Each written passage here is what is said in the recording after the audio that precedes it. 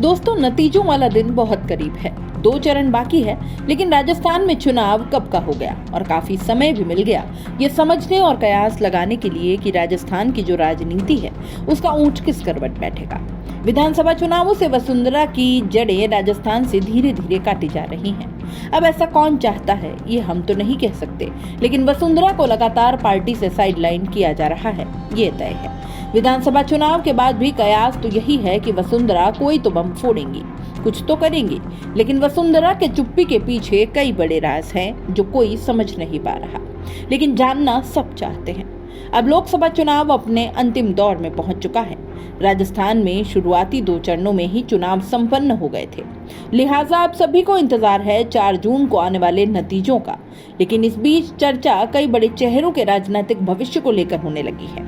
प्रदेश में पिछले 2 बार के लोकसभा चुनावों में बीजेपी ने क्लीन स्वीप किया कि इस बार जहां उसे हैट्रिक की आस है, वहीं कांग्रेस बीजेपी की हैट्रिक रोकने का दावा कर रही है। अब दोनों ही दलों में किसके दावे चरितार्थ होंगे ये 4 जून के नतीजे ही तय करेंगे। लेकिन इस सबके बीच में प्रदेश की पूर्व मुख्यमंत्री वसुंधरा राजे की राजनीतिक सक्रियता को लेकर एक बार फिर से चर्चा जोरों पर है। 2024 के लोकसभा चुनाव में जहां राजस्थान बीजेपी के नेता न केवल प्रदेश बल्कि अन्य राज्यों में भी चुनाव प्रचार का जिम्मा संभाल रहे थे, वहीं कहा जा रहा है कि पूर्व मुख्यमंत्री वसुंधरा राजे ने राजस्थान में भी केवल एक ही सीट पर अपनी आजमाइश दिखाई।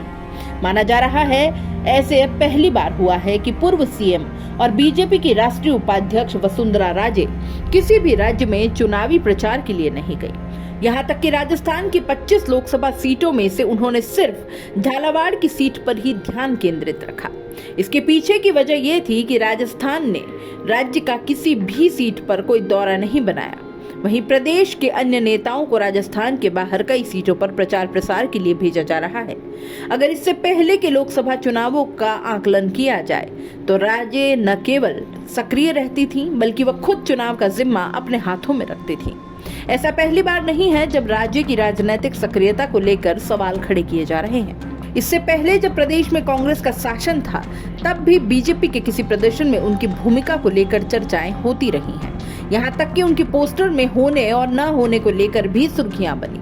वसुंधरा राजे ने राजस्थान में अपना पहला चुनाव 1985 में धौलपुर विधानसभा सीट से लड़ा और जीत दर्ज की, लेकिन अगली बार उन्होंने झालावाड़ लोकसभा सीट से सांसद का पर्चा भरा। फिर 2003 तक वो यहां से लगातार सांसद चुनी गई।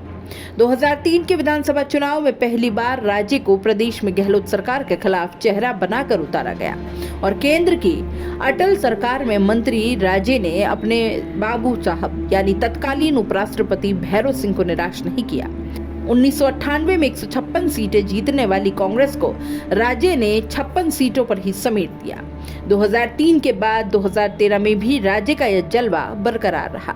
इसे चुनाव में तो राज्य के नेतृत्व वाली बीजेपी ने सत्ताधारी कांग्रेस पार्टी को 21 सीटों पर समेट दिया, 163 सीट जीती। लेकिन अगले साल के लोकसभा चुनाव में ये जलवा तब और सर चढ़ा जब प्रदेश की सभी 25 लोकसभा सीटों पर भाजपा ने कब्जा जमाया।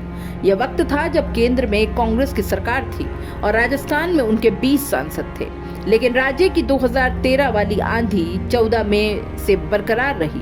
माना जाता है कि बीजेपी केंद्रीय नेतृत्व से उनकी कभी नहीं बनी।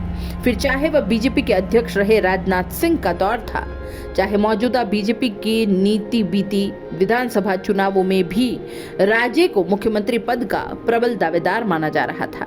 लेकिन इसके बाद क्या हुआ उसका पूरा देश गवाह है। अब क्या राजे राजनीति से संन्यास की ओर बढ़ चली हैं? फिलहाल इस सवाल का जवाब तो राज्य के मन में ही है, लेकिन उनके सक्रिय नहीं होने से उनके समर्थक जरूर निराश माने जा रहे हैं।